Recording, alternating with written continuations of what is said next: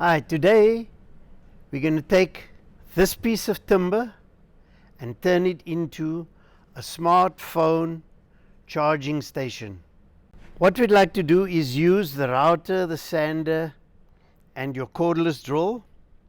The first process would be to cut a slot into this piece of timber to house your cell phone.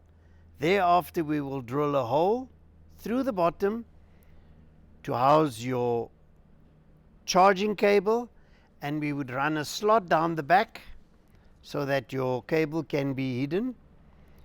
So what we've done is cut the slot for the cell phone. We've drilled the hole to take the socket, and we've also cut the groove in here to house the cable. With the unit in place and the cable in, all you need to do now is drop your phone over there and she's ready to charge.